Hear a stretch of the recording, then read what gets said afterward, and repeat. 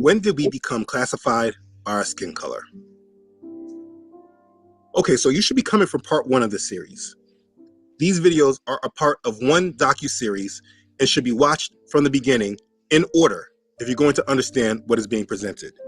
So please, if you have not watched part 1, please stop this video and start back from video 1. Okay, well, like I said in part 1, we are not Black people.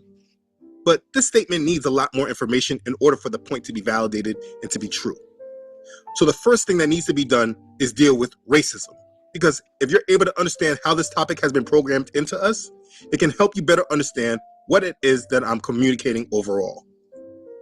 Now let's get a few things out there before we begin. This is in no way seeking to place one group of people over another people. This is not about one group or race of people being better than another. I do realize that the truth can often lead to different types of feelings, but this is not the purpose of this video.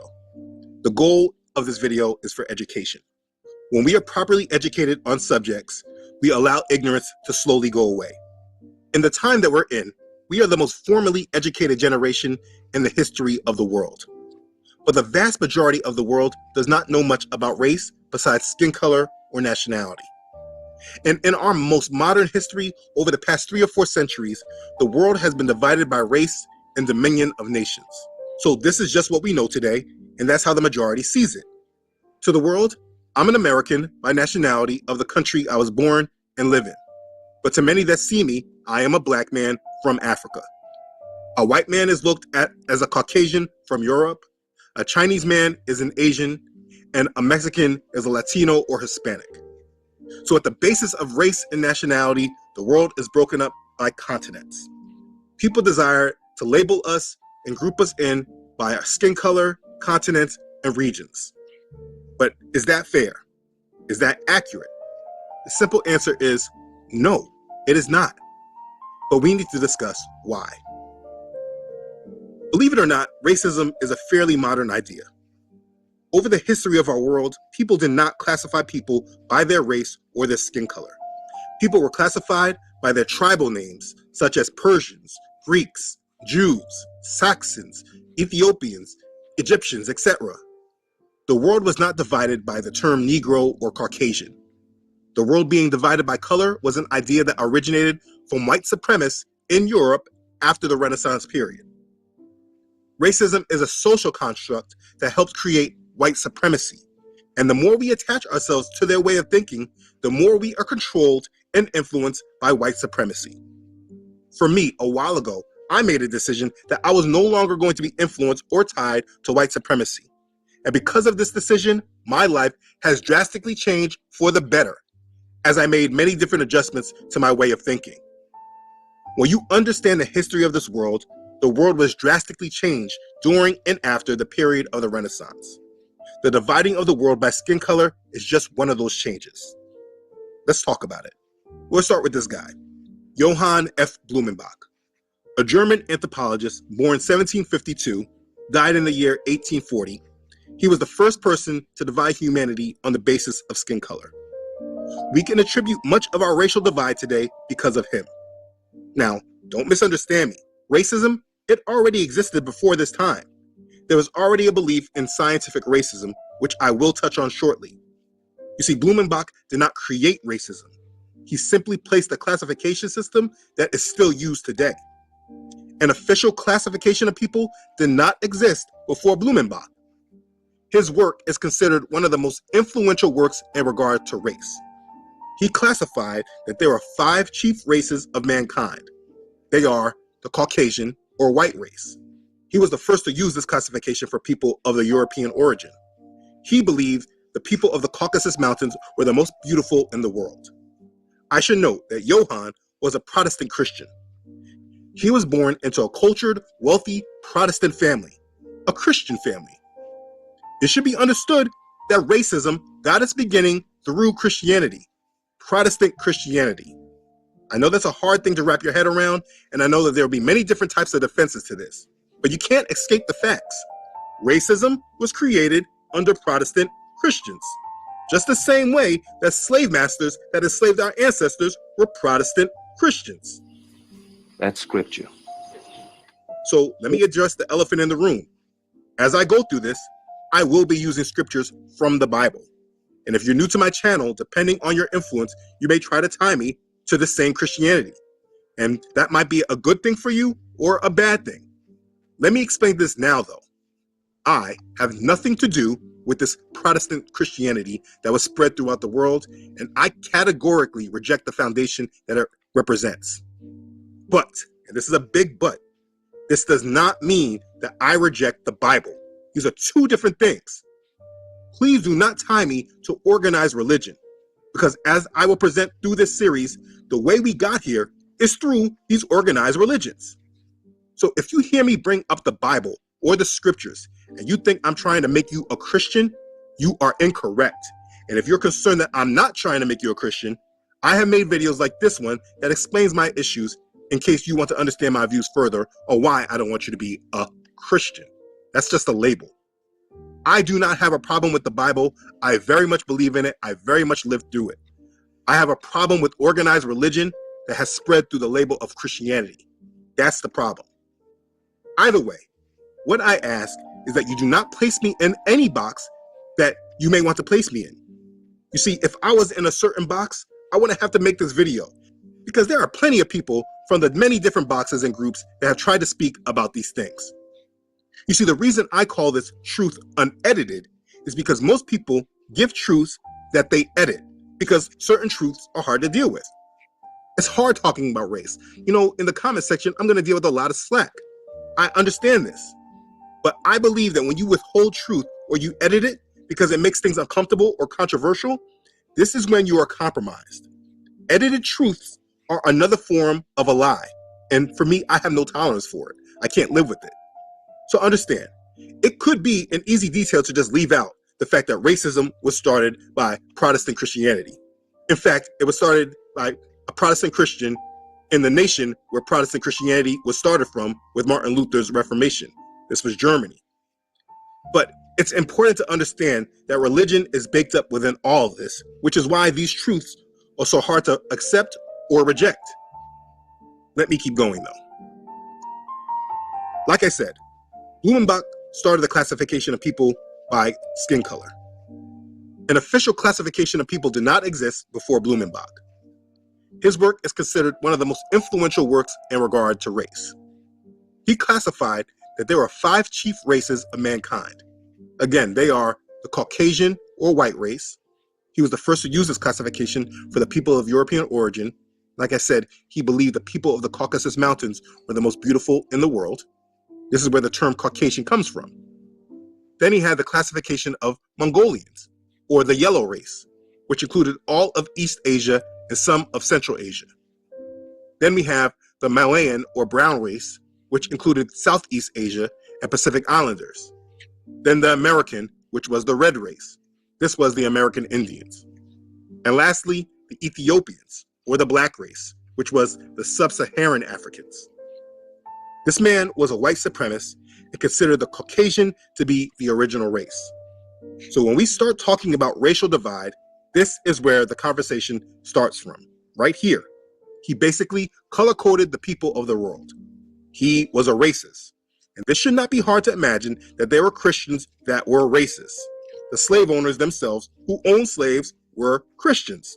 The KKK themselves were Christians. So being that now that the world denounces all these things, when the modern world was being created, these ideas were actually embraced. It's cowardice and hypocrisy to ignore this.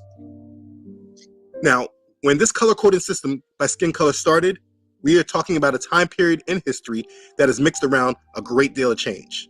You see, America was just about to gain its independence and become its own nation. The Rothschild family was about to emerge on the scene with their wealth transfer from the powerful German family of the Hesses. Again, who, by the way, was another huge supporter of the Protestant Reformation a century earlier. Freemasonry came out in the open from the shadows just 60 years before this, and the world was being influenced by the Renaissance period, where they began centuries of religious indoctrination with the humanist movement, reimagining biblical figures, painting the figures of the Bible in their own images. Also to add with that, the letter J was created during the Renaissance, so the name of Jesus was now officially made possible. Remember, the sound of the letter J was never heard before the Renaissance period. What I am saying is that this period was a time of great foundational change. The way our world is today would not be so without this time period in history. I have made a series that covers these things more in depth if you want to understand these things further. Like, I've covered the Protestant Reformation in depth, as well as the Renaissance movement, how the Europeans made God in their own image. I've covered all these things. So if you want to study those things on your own, there are playlists for you. But understand, the world was changing at this time. So after all these things were coming together, all these changes were happening in the world, the most important being America was going to be its own nation governing itself within its Masonic principles. Racism was created as a mindset that would now divide the world, and the Protestant Christian Europeans who were in control of the world at the time made a doctrine that made them superior to all. They changed the way we thought about things. Let me give you an example. Do you know how people say someone is fair? Do you know before white supremacy, this actually just meant beauty? But after this racial movement, this meaning of fair was changed to mean white because they made their skin the definition of what beauty was in the world. So now when somebody says fair-skinned or something's fair, they're talking about white.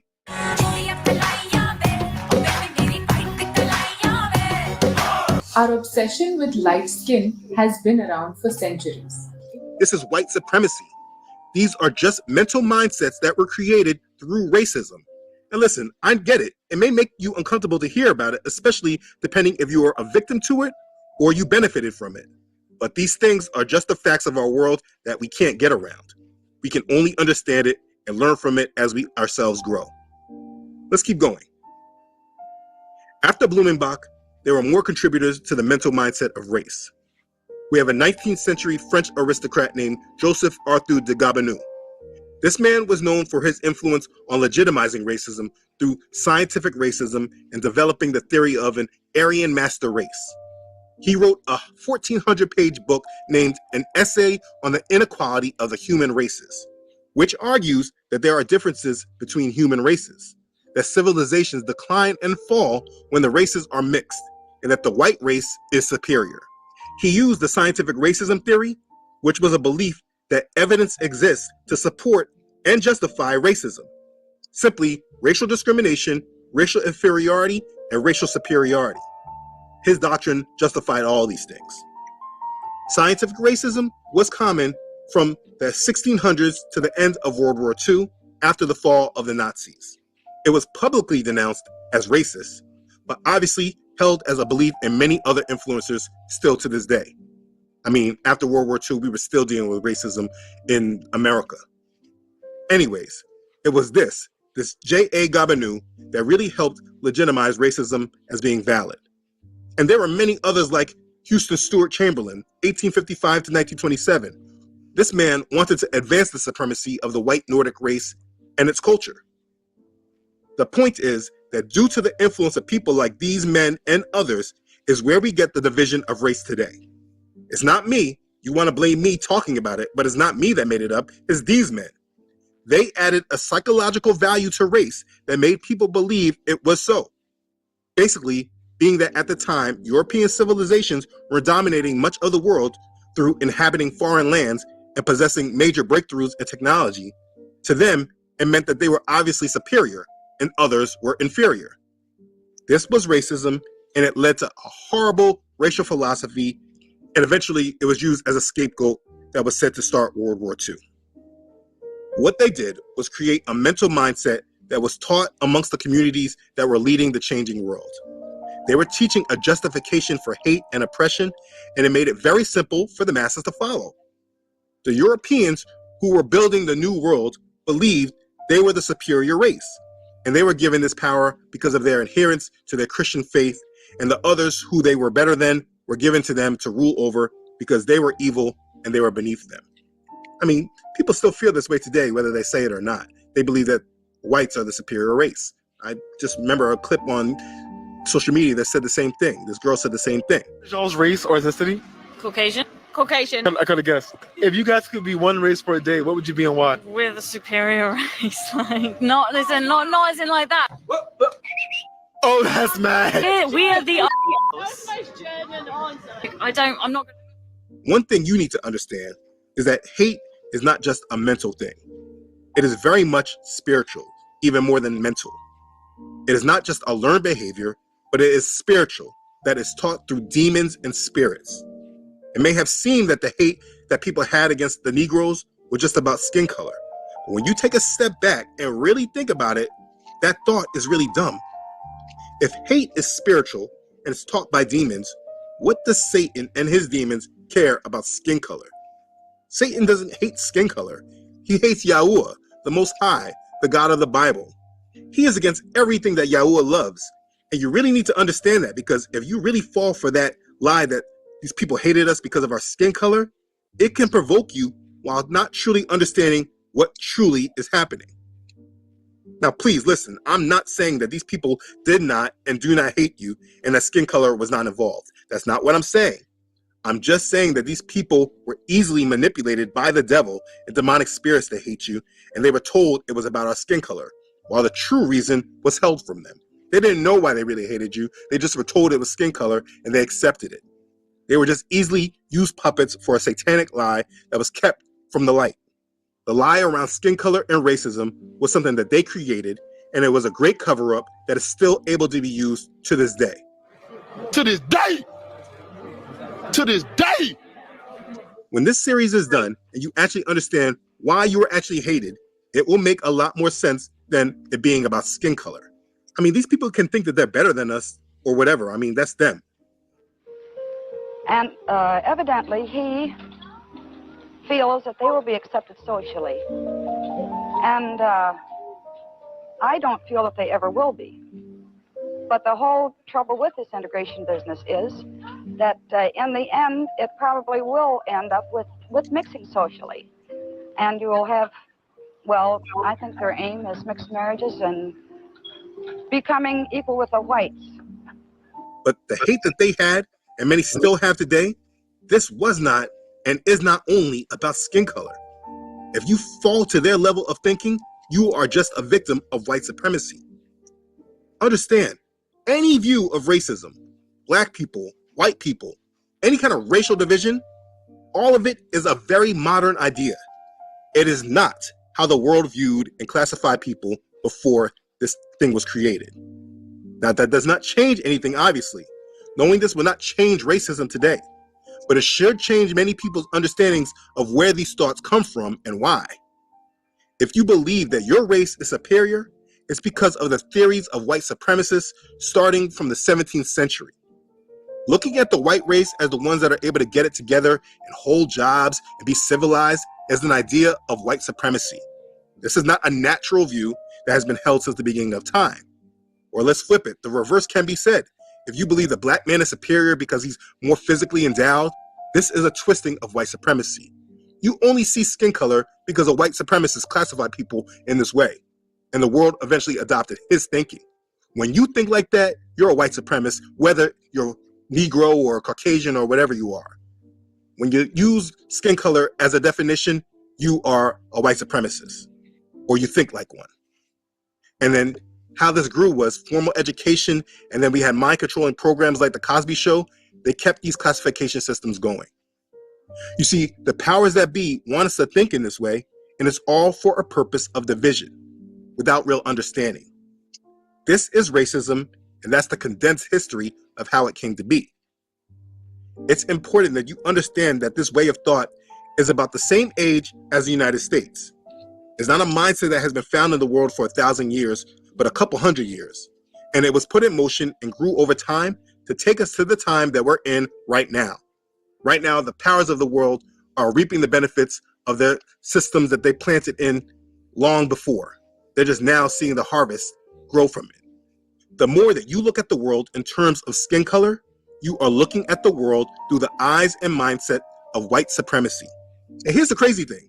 Even if you don't believe or agree with white supremacy, you can still be a mental victim to it because you subtly hold on to their mindsets, their views, their values, the ways that they look at the world. And the worst part is most of you aren't able to even see it, or you're not even aware of it. I find that very large in the baby boomer generation.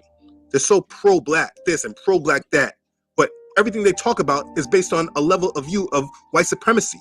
They look at the world through the eyes that white supremacy has taught them. You're a victim to it, even though you're against it. You are a victim.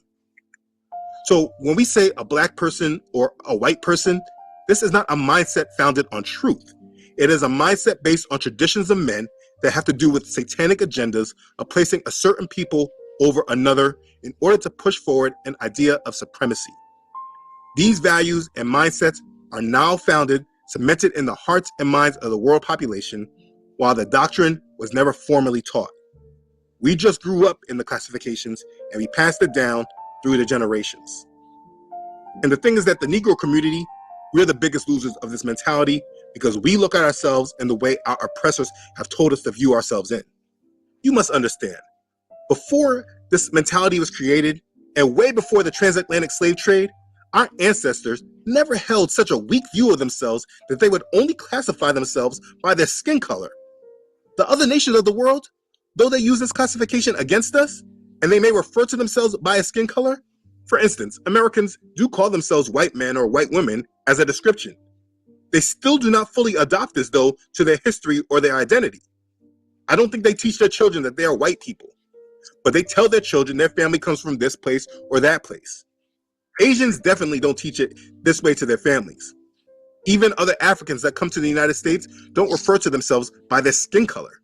They teach it by their country, and many of them know the tribes that their families descend from in Africa.